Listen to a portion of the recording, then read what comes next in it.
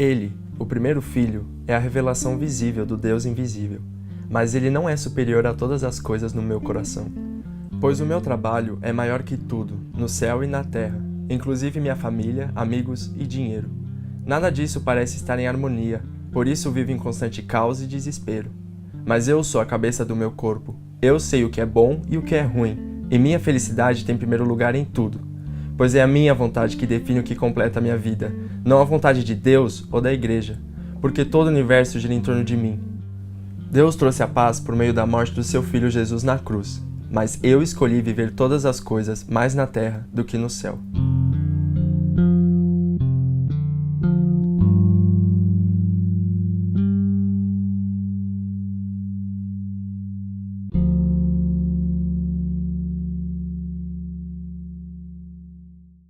Bom dia. Bom dia para você também que nos assiste pela internet, em qualquer lugar do mundo e em qualquer parte do planeta, do universo, em Marte também pode ser, né? Recentemente saiu aí uns boatos de que os marcianos invadiriam a Terra agora no mês de setembro, então estamos esperando aí, ó.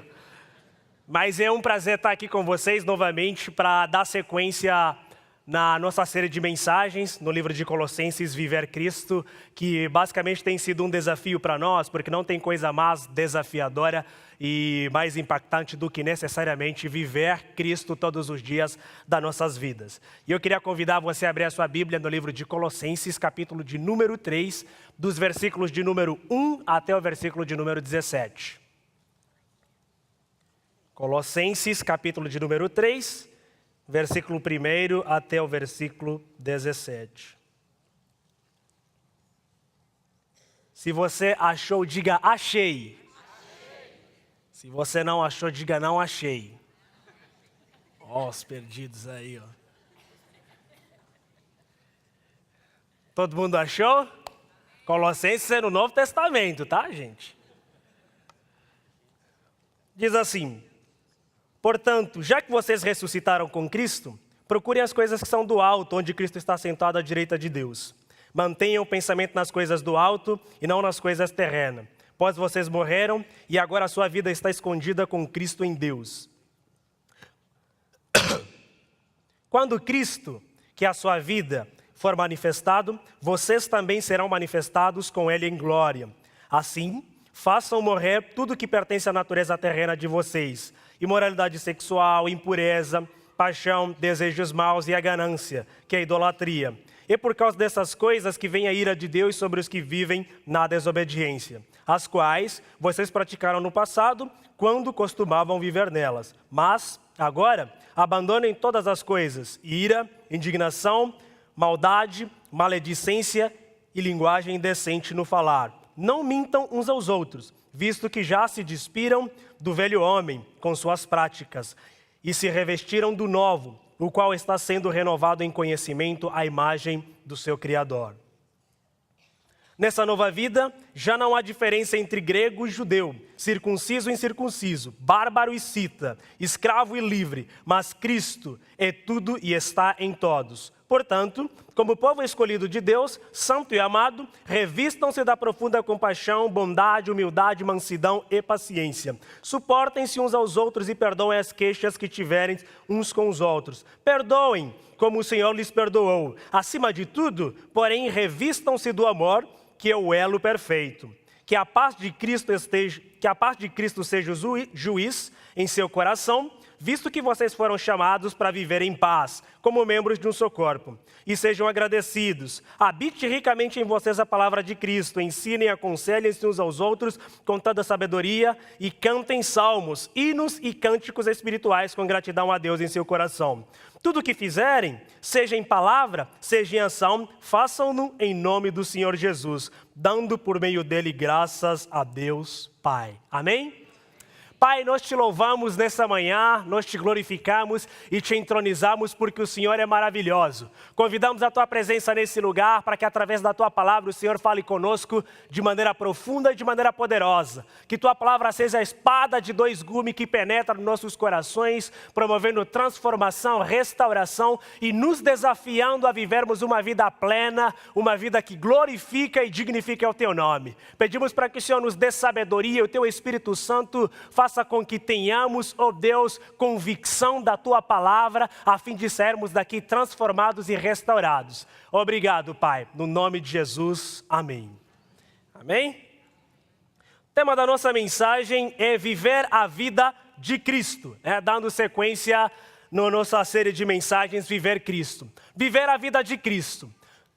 Quando a gente fala sobre viver a vida de Cristo, basicamente estamos querendo dizer que você precisa viver como Jesus, que você precisa ter a mesma vida que Jesus teve, que você precisa ter o mesmo estilo de vida que Jesus teve. E para que você tenha o mesmo estilo de vida que Jesus teve, você precisa ser um cristão. E cristão nada mais é nada menos do que um pequeno Cristo. Quando em Antioquia, lá no livro de Atos, capítulo 11, depois lá em casa, quando os discípulos pela primeira vez foram chamados de cristãos, é porque eles se pareciam com Jesus, é porque eles eram semelhantes a Jesus, eles andavam como Jesus, falavam como Jesus, e em sua plenitude eles viviam a presença de Jesus, e quando as pessoas batiam o olho nelas, elas percebiam claramente a presença de Jesus, o brilho de Jesus enraizado na vida dessas pessoas. Daí o nome cristão, daí o adjetivo cristão, qualificando eles como pessoas que se assemelhavam a Jesus. Afinal de contas,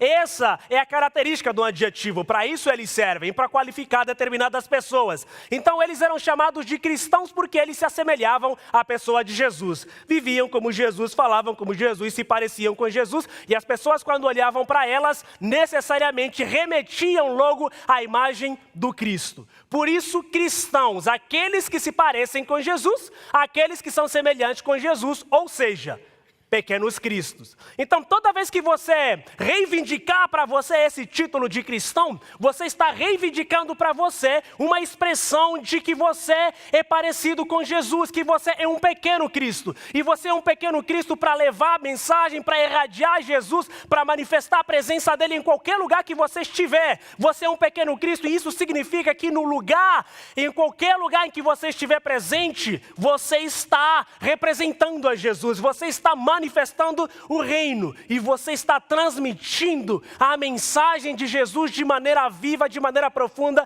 de maneira impactante com a sua própria vida. Isso é simplesmente ser cristão. Fácil assim.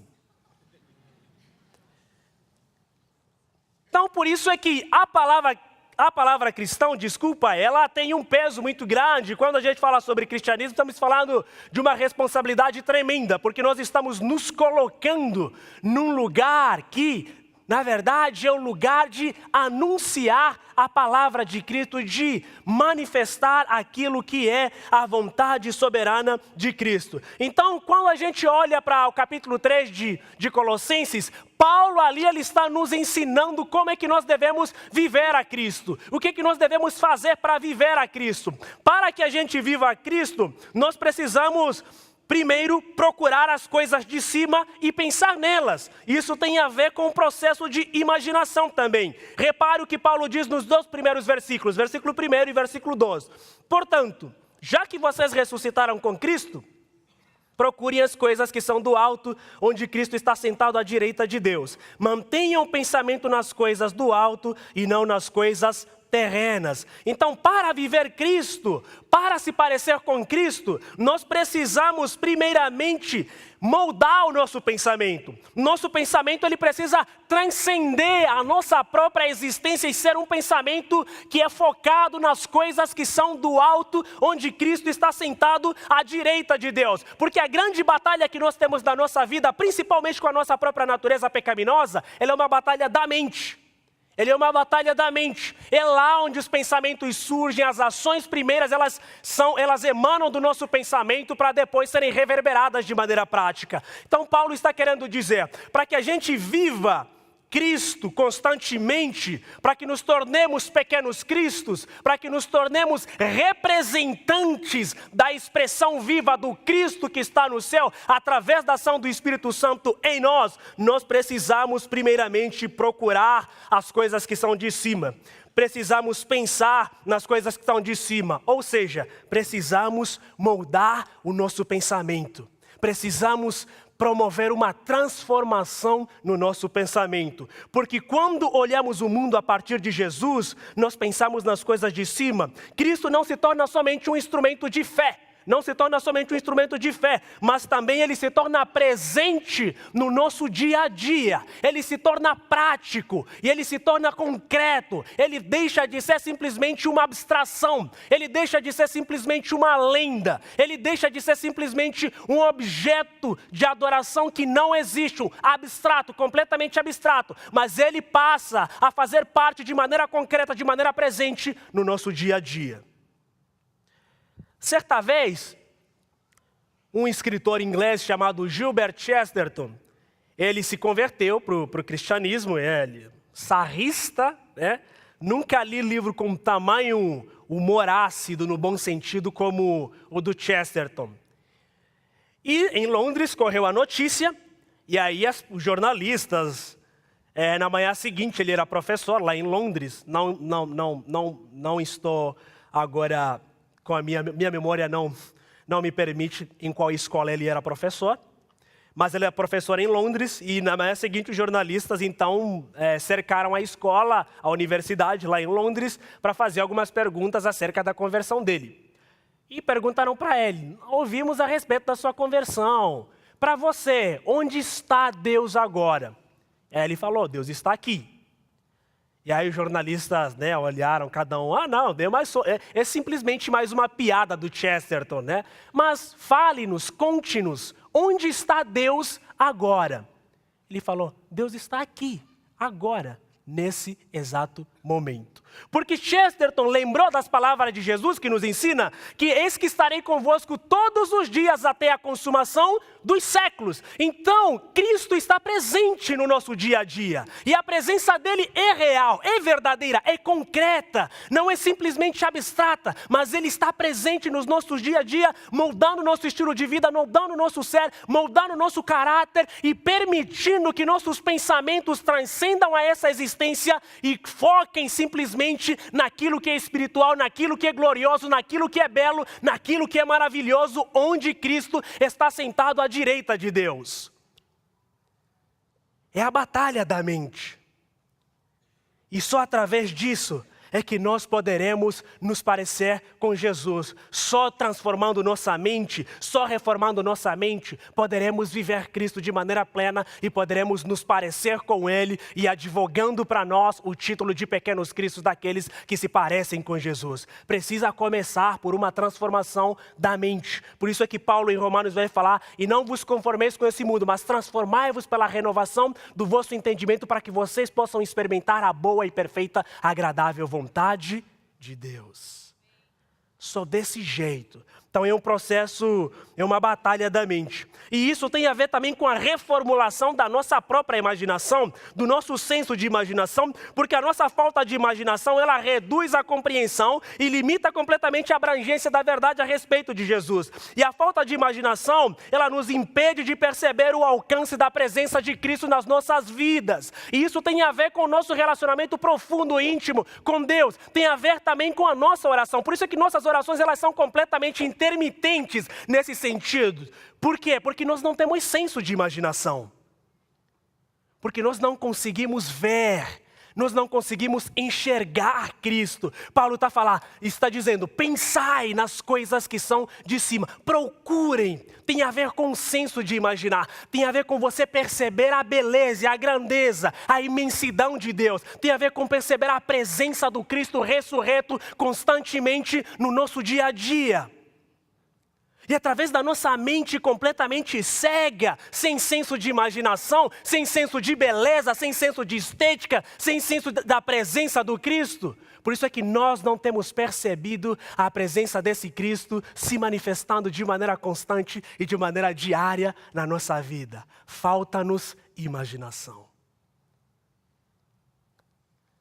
E oração é um exercício também de imaginação.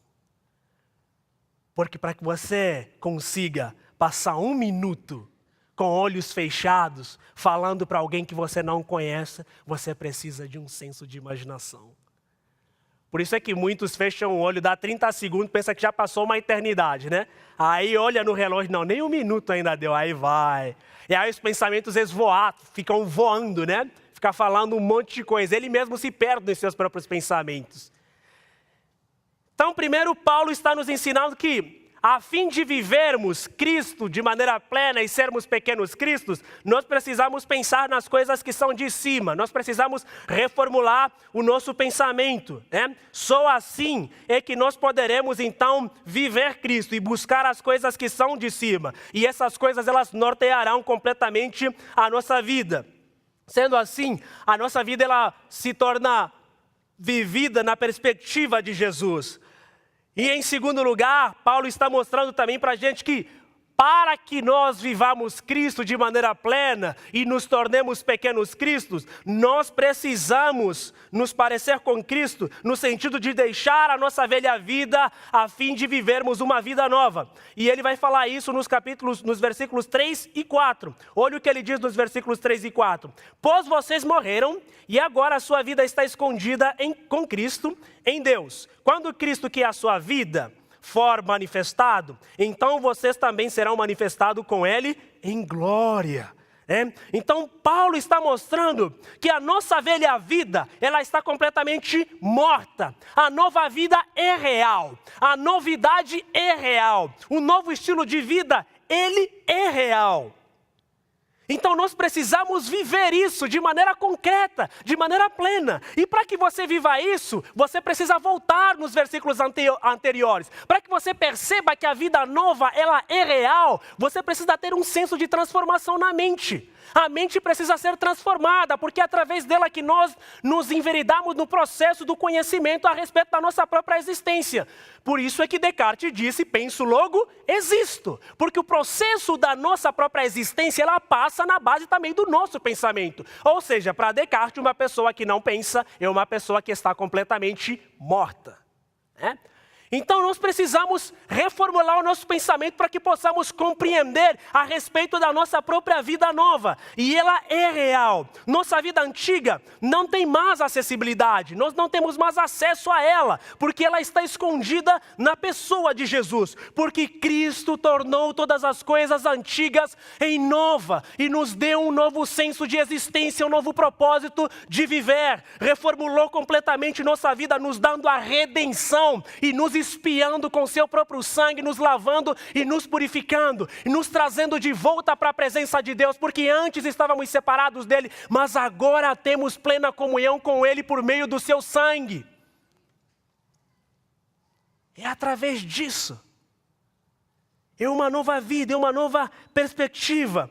E é a partir daí que você vai reconhecer a sua própria pecaminosidade, é a partir daí que você vai reconhecer a sua própria fraqueza e se tornar cada vez mais desejoso e sedento da presença dele. Dostoiévski, em Memórias de um Subsolo, um livro pequenininho, muito interessante, o personagem principal das Memórias do Subsolo, de Dostoiévski, tem uma frase muito interessante que ele diz o seguinte: quanto mais eu pensava no bem e em todo esse belo e sublime, mais fundo baixava no lodo e mais apto ficava para me atolar por completo. O que é que Dostoiévski está querendo nos ensinar com isso? Que na verdade as pessoas, quando elas percebem a respeito da beleza que existe no próprio universo, e enxergam para dentro de si, elas só encontram uma podridão. E não tem como nós escaparmos dessa podridão se nós não nos segurarmos na pessoa mais bela e mais sublime que existe nesse universo, que é Deus. Só Ele pode transformar de maneira profunda nosso ser, restaurar profundamente nossa vida e nos dar vestes novas, para que quando olharmos a beleza que existe no universo e percebermos que existe uma podridão dentro da gente, perceberemos que Cristo, através do seu sangue, rompeu completamente toda essa podridão que existia dentro de nós, trazendo assim uma nova identidade, uma nova natureza, uma natureza bela e sublime, não por nós, mas por Ele.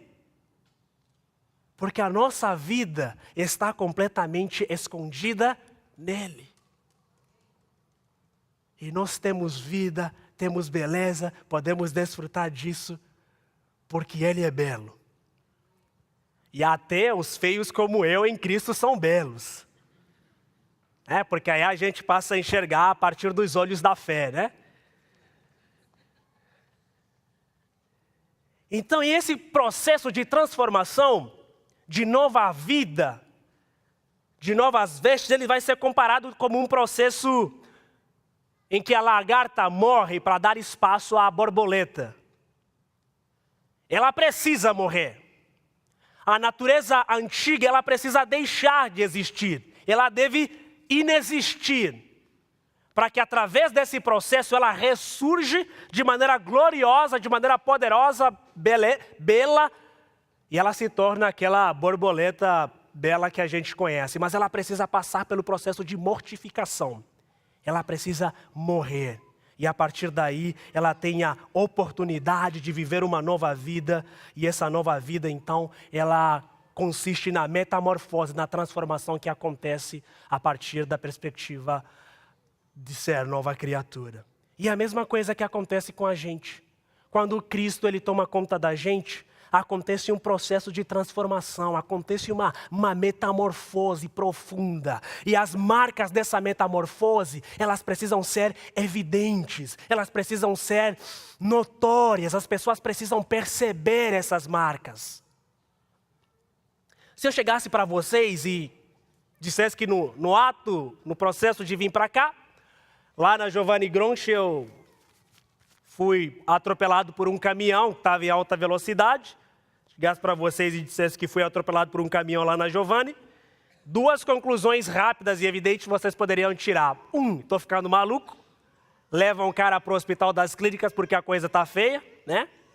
E 2, é porque eu estou mentindo, né? Estou sendo um mentiroso. Por quê? Porque se eu fosse atropelado por um caminhão, eu estou de camisa branca, minha camisa provavelmente poderia estar suja, ou poderia estar rasgada. Se acontecesse algum milagre, né, magrelo que eu sou e não quebrasse nada, pelo menos alguma marca poderia existir. Minha camisa suja, um arranhão daqui e dali, cadarço do meu sapatênis talvez fora do lugar, minha calça talvez rasgada, alguma coisa poderia ter acontecido, meu iPad quebrado, alguma coisa, alguma marca desse atropelamento poderia existir. E a mesmíssima coisa que acontece quando Cristo encontra a gente. Alguma marca da transformação, ela precisa ser notória. Não tem como sermos transformados por Ele sem que essa transformação se torne aparente, sem que essas marcas se tornem aparentes na nossa vida. Não tem como nós revogarmos, alegarmos sermos transformados por Ele sem que essas marcas sejam visíveis. Porque nós carregamos essas marcas e é através delas que nós seremos chamados de cristãos. Porque essas marcas remetem não a nós, mas ao Mestre. Essas marcas remetem não a nós, mas àquele que morreu na cruz e através do seu sangue nos limpou e nos purificou. E essas marcas não falam a respeito de nós, falam a respeito daquele que foi, mas que um dia voltará para nos levar a fim de reinarmos o resto da eternidade com Ele. São as marcas do Cristo. Elas precisam ser visíveis. Elas precisam ser notórias. São através dessas marcas que as pessoas perguntam para você, sem falar nada. Você é cristão? São essas marcas. Porque elas, por si mesmas, denunciam que realmente nós somos transformados e nós fomos cada vez mais levados a se parecer com Jesus. E o passo seguinte aqui, depois de vivermos uma vida nova, de termos uma nova vida na pessoa de Jesus, nós precisamos, para se parecer com Cristo, nós precisamos mortificar a nossa própria natureza carnal. Precisamos mortificar a nossa natureza carnal. Olha o que Paulo vai falar nos versículos 5 até o versículo de número 8. Façam morrer tudo o que pertence à natureza terrena de vocês. Imoralidade sexual, impureza, paixão, desejos maus e ganância, que é idolatria. Por causa dessas coisas que vem a ira de Deus sobre os que vivem na desobediência, as quais vocês praticaram no passado quando costumavam viver nelas. Mas agora abandonem todas essas coisas: ira, indignação, maldade, maledicência e linguagem indecente. Então nós precisamos mortificar, precisamos permitir que essas coisas morram. Nós precisamos agora alimentar a nossa natureza espiritual e deixar com que a nossa natureza carnal padeça de fome, que o nosso velho homem padeça de fome, no sentido de ele morrer. Mas isso tem acontecido de maneira contrária. A gente mais abastece a nossa natureza pecaminosa, o nosso velho homem está ali sempre se expandindo de tal maneira que ele sufoca a nossa natureza espiritual. O nosso eu novo vai sendo sufocado pela nossa velha identidade. E ela vai sendo cada vez mais abastecida através dos nossos próprios desejos carnais, através dos acessos que nós temos a filmes eróticos, filmes adultos, através de maledicência, você vive falando mal do seu próximo, através de todas essas coisas, linguagens impuras, conversas indecentes que Paulo vai falar aqui, né? Tem grupo de WhatsApp que, se Deus revelasse aí, seria uma maravilha, né? Então, todas essas coisas, elas simplesmente vão abastecendo e fortalecendo, nutrindo o nosso eu antigo, o nosso velho homem, no sentido de nos tornarmos pessoas promíscuas, no sentido de nos tornarmos pessoas indecentes, com desejo de impurezas e paixão pelos desejos carnais, que substitui de maneira plena a nossa paixão e o nosso desejo profundo de se relacionarmos com Deus. E isso vai acontecendo por quê? Porque você fazia isso na sua vida antiga, nós fazíamos isso na nossa vida antiga, que tem a ver com a nossa velha natureza, com o nosso velho homem. E muitas das vezes nós queremos nos parecer com Jesus simplesmente na fala, mas o nosso olhar não se parece com Jesus.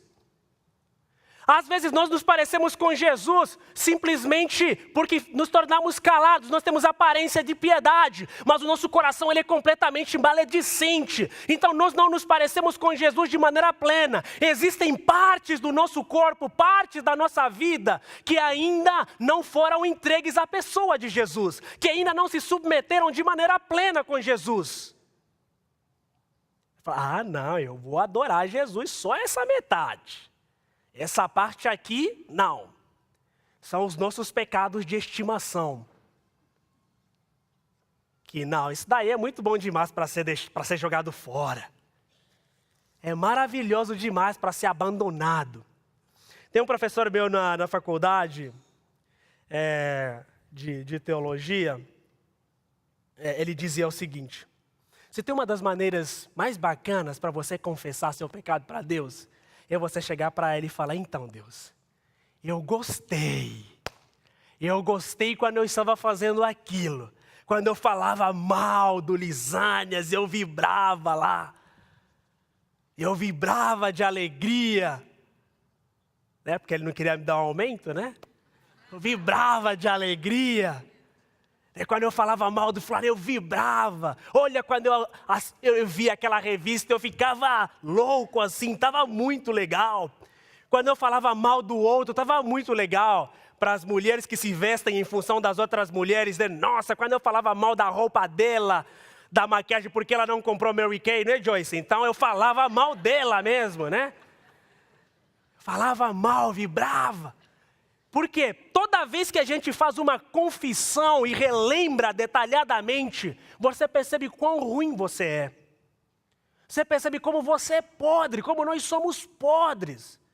Porque essa coisa, ai Deus, perdoa meus pecados, aqueles que eu fiz voluntários e involuntários. Essa é a famosa oração, né? Aqueles que eu fiz de maneira consciente e de maneira inconsciente. Tá, legal. Não sou Deus para falar que ele perdoou ou não, né? Mas, não sei. Esse problema é seu.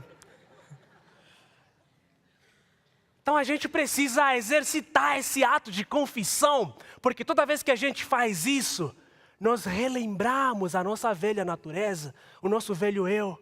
E a gente lembra do sacrifício que Cristo fez na cruz, como pôde. Como a gente pôde desprezar tamanho sacrifício? Porque toda vez que a gente dá lugar à nossa velha natureza, nós estamos desprezando o tamanho sacrifício que Cristo fez lá na cruz. Nós estamos relegando ao esquecimento, nós estamos simplesmente desprezando tudo aquilo que Jesus fez. Então nós precisamos mortificar esses nossos desejos, precisamos apagá-los, precisamos de deixar de alimentá-los. E uma das maneiras que nós devemos deixar de alimentá-los é simplesmente nos alimentarmos por meio da palavra. E como cristãos, nós deveríamos ter medo do pecado, assim como os gregos tinham medo de Medusa. Lembra de Medusa? Medusa é uma figura da mitologia grega, né? Que ela tem os cabelos como se fossem serpentes e um olhar assim horroroso. E toda pessoa que encarava a Medusa, ela era petrificada. Se tornava pedra, né? Uma estátua, se tornava uma pedra. E os gregos corriam de Medusa, ninguém olhava para ela, né? Porque se você olha para ela, acabou, né? Está lascado, é o fim. E como cristãos, nós deveríamos correr do pecado como os gregos corriam de Medusa. Porque o pecado, ele petrifica a nossa vida. Ele petrifica a nossa espiritualidade. E uma pessoa petrificada, com o coração petrificado, é uma pessoa insensível a respeito da presença de Deus. É uma pessoa insensível com relação à presença do Espírito Santo. É uma pessoa insensível com relação às coisas espirituais. E na maioria das vezes, pessoas com coração petrificados, elas pensam que são espiritualmente maduras. Existe uma grande diferença entre maturidade espiritual e frieza espiritual. Aparentemente são iguais. Porque já que é maduro espiritual, eu não preciso mais cantar, né? Não preciso mais orar porque Deus sabe de tudo que eu sei, de tudo que eu preciso. Quem é aparentemente maduro espiritual, eu não preciso mais ajoelhar. Eu vou orar na cama deitado, porque essa coisa de orar de joelho é religiosidade. E aí o que acontece? O amém dá no dia seguinte, né? Fala, meu Deus, será que eu dei amém? Né? Em via das dúvidas, amém, Senhor, né? É frieza espiritual isso. Não tem a ver com maturidade espiritual. Porque eu sou maduro espiritualmente, eu sei que eu preciso constantemente alimentar a minha natureza espiritual, porque senão a carne está ali, o meu velho eu está aí, ele está me correndo, ele morreu, ele não morreu na verdade, né? A pessoa fala, não, desmaiou, se afogou e depois voltou de novo, está correndo atrás de mim. E eu preciso constantemente alimentar a minha natureza espiritual através da oração e da palavra, para que eu, na verdade, viva segundo a vontade de Cristo, para que eu viva a Cristo e eu me torne um pequeno Cristo. E esse nome de cristão seja bem representado por mim. Então nós precisamos fugir do pecado. E ele vai um pouquinho mais além, no versículo 10, ele fala da nova vestimenta. E quando nós mortificamos a nossa própria carne, nós estaremos na presença da nova vestimenta. No versículo 10, ele fala a respeito da nova vestimenta. Olha o que ele diz. E se revestiram do novo, o qual está sendo renovado em conhecimento à imagem do seu Criador. Está falando ali da nova vestimenta. Há uma roupa nova para aqueles que estão em Cristo Jesus.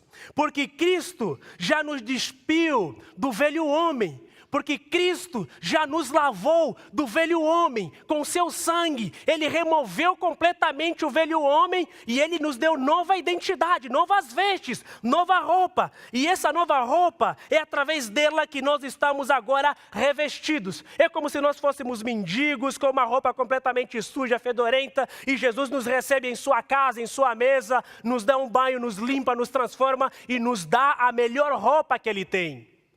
Seu Abdo não está aí, né? Não vou falar mais mal do braço, né? É como se Jesus fizesse isso para nós. Como se Ele nos desse uma nova roupa, um novo perfume. E a partir daí, a gente passa a cheirar o perfume de Cristo. A partir daí, nós temos uma nova vestimenta. Tudo aquilo que é velho já não faz parte de nós. Por isso, a partir daí, ele fala que nós não mais mentimos uns aos outros, né? Porque isso fazia parte da nossa vida velha, da nossa vida antiga. E essa vida antiga, nós já tiramos, ela foi completamente rasgada e foi queimada no fogo por Jesus. E agora nós estamos vestidos com roupa nova. E cada item do nosso novo modo de vida, ele foi feito sob medida e encomendado por Jesus. E essa roupa, ela traz a marca de Cristo, é uma nova marca na nossa vida. Sabe, você que gosta de roupa de marca? Então, não é aquela marca, né? Louis Vuitton, né? Lacoste, Tommy, né? Mas é a marca de Cristo, em que o estilista é o próprio Cristo. E Ele fez como de encomenda para cada um de nós, porque Ele sabe de toda a nossa estrutura, de todas as nossas medidas. E Ele sabe aquilo que nos apraz, aquilo que fica bem na gente, aquilo que promove beleza na gente. Ele desenhou com as suas próprias mãos. Ele fez isso para nós. É uma nova vida. E a partir daí, quando nós vivemos essa nova vida, essa nova roupa feita sob encomenda de Jesus, as consequências seguintes é que não existe mais diferença entre nós. Não existe mais diferença entre nós. Por isso é que no versículo 11 ele diz: nessa nova vida já não há diferença entre grego e judeu, circunciso e incircunciso, bárbaro e cita, escravo e livre, mas Cristo é tudo e está em todos. Não existe mais diferença. Não existe diferença de preto, de branco, de índio, de pardo. Não existe diferença entre ricos e pobres. Todos foram convidados para sentar na mesma mesa e cear com o Mestre. Porque Ele é o Rei de todos e soberano de todos. Todos os povos, de todas as línguas, de todas as tribos, de todas as raças e nações, elas estão convocadas para adorar e para glorificar o Rei. Porque em Cristo somos todos um. Somos a sua comunidade, somos o seu corpo, nós somos essa família eleita, escolhida por Ele desde o princípio, desde antes da fundação do mundo. Então, nesse sentido, não existe um lugar melhor para as pessoas serem aceites, para as pessoas serem reconhecidas, serem acolhidas, do que a comunidade de Cristo, porque nela não há diferença de pessoas. Não há acepção de pessoas. Cristo é tudo em todos. O motivo pelo qual vivemos é Cristo. Ele é o propósito principal da nossa própria existência. Uma vez eu estava conversando com alguém aqui na igreja, e essa pessoa me falou o seguinte: se fosse nos tempos antigos, se fossem outros tempos, você não seria pastor dessa igreja. Eu falei, por quê? Falou, por quê?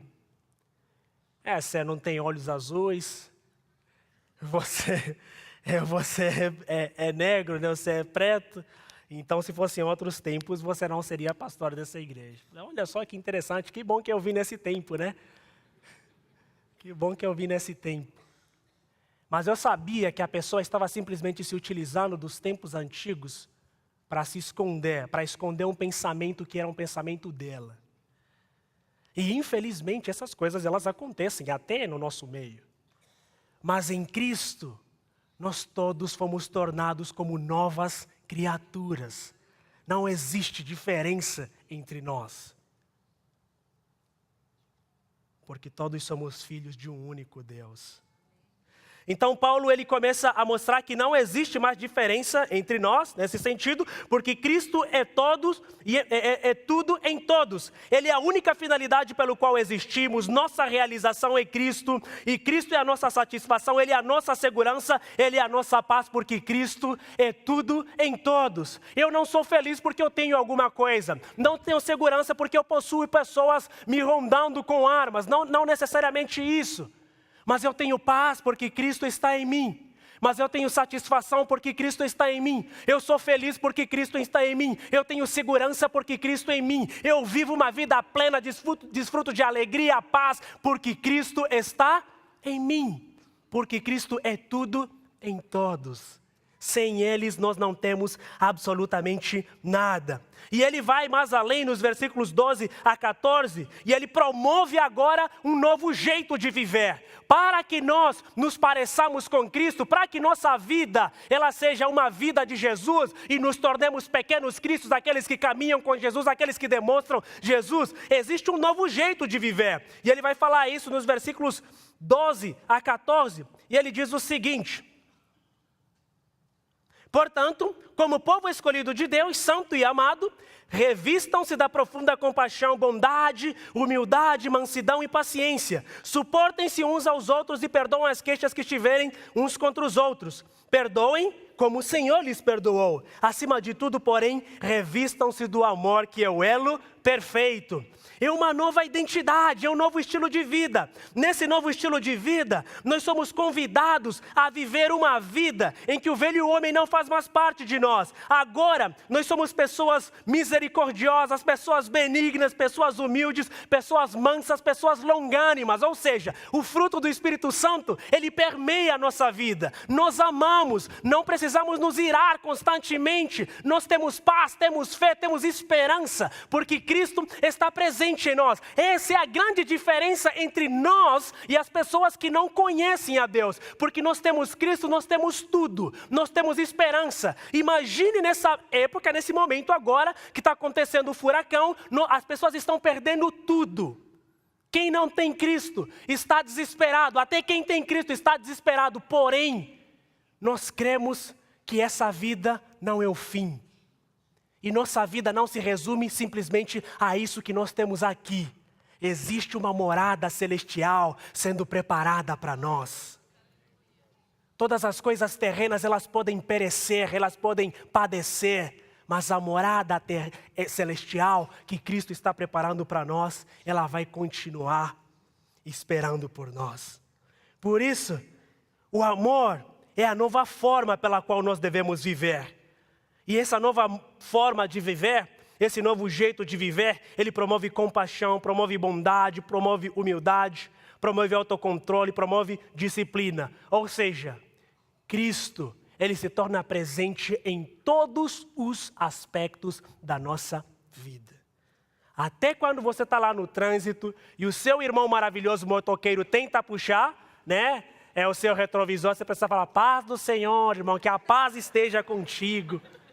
Porque ele é seu irmão.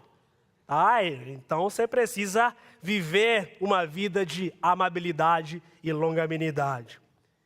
Por isso, quero terminar fazendo algumas perguntas para vocês. Será que eu tenho vivido Cristo?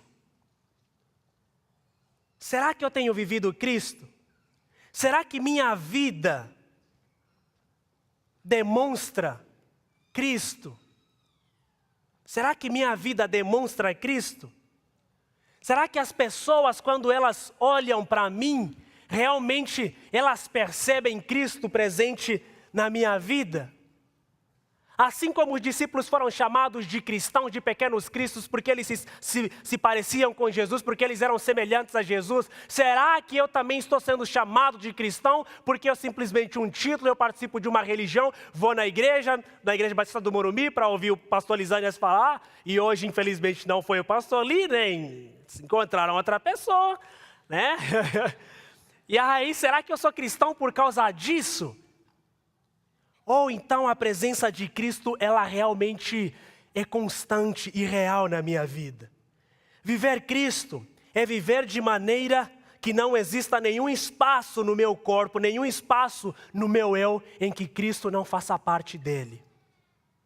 Tudo, mas absolutamente tudo que eu tenho, Ele precisa de Cristo. E Cristo deve ser visto e glorificado em todos os aspectos da minha vida. Que Deus nos abençoe. Amém?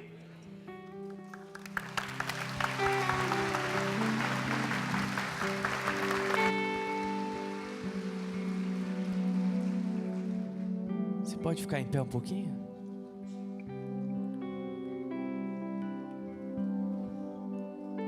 Depois de ouvir essa mensagem, gostaria de cantar uma canção com vocês e que seja a nossa oração nessa manhã.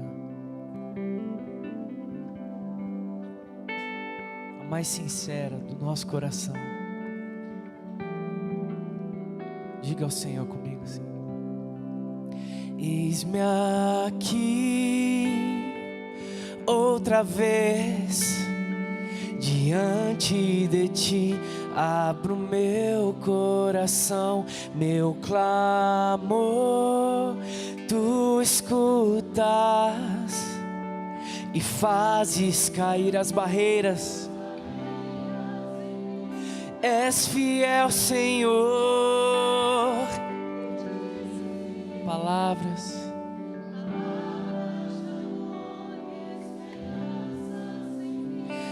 Sente o seu toque nesta manhã, Pai. Por tua bondade libertas meu ser no calor desse luto. Diga ao Senhor: eu venho me derramar, dizer que te amo, me derramar, dizer que preciso me derramar, dizer que sou grato, me derramar, dizer que és formoso.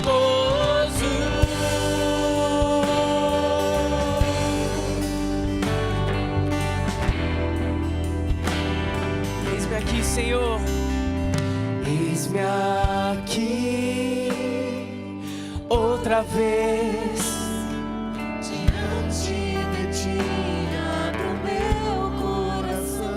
Meu clamor, tu escutas e fazes cair as barreiras em mim.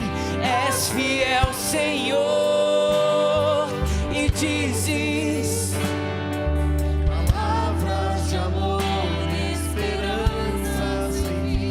Ao sentir o teu toque, por tua bondade, no calor, Senhor, no calor, Senhor, nós estamos aqui, Senhor. Eu venho me derramar, dizer que te amo, me derramar, dizer que preciso, me derramar, dizer que sou grato, dizer que és formoso. Só o Senhor, Pai, só o Senhor, Pai, pode mudar as nossas vidas, Senhor. Nos ajude a viver o seu amor, Pai. Nos ajuda, Senhor. Erga sua voz e cante mais uma vez: me derramar. Só igreja, me derramar. Peça ao Senhor, me derramar.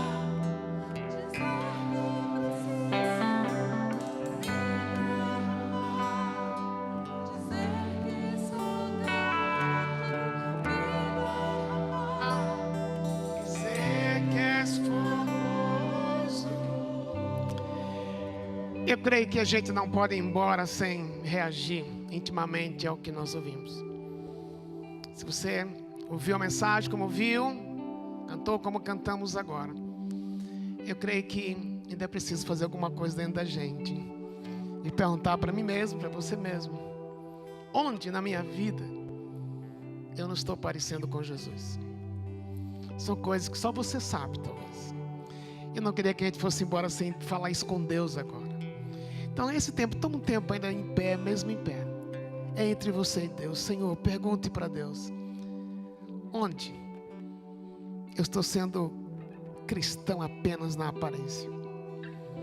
Mas o Senhor sabe que dentro de mim tem essas mazelas, sujeiras. Usando a linguagem que o próprio Tomás usou, roupa suja. Deus está vendo. Deus está vendo no meu coração aquilo que Ele me falou também quando eu ouvi a mensagem. Então é o momento da gente dizer: Senhor, com coragem, toca nisto.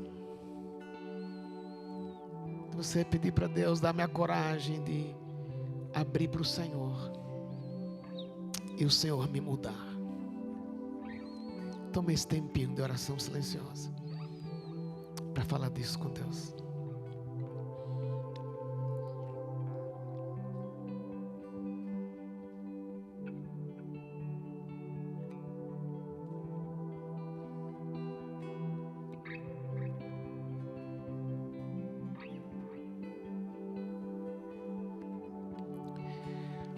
A Bíblia diz que se confessarmos os nossos pecados, Ele é fiel e justo para nos perdoar os pecados e nos purificar de toda injustiça.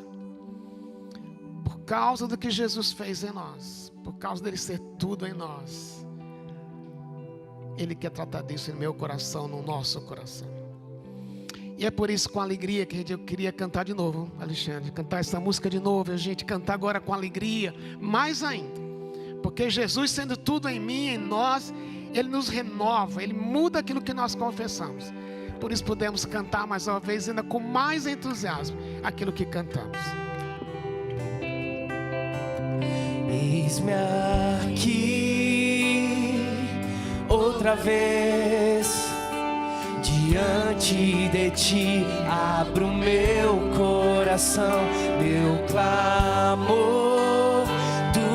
Escutas e fazes cair as barreiras em mim. És fiel, Senhor, e dizes palavras de amor, esperança sem fim. Ao sentir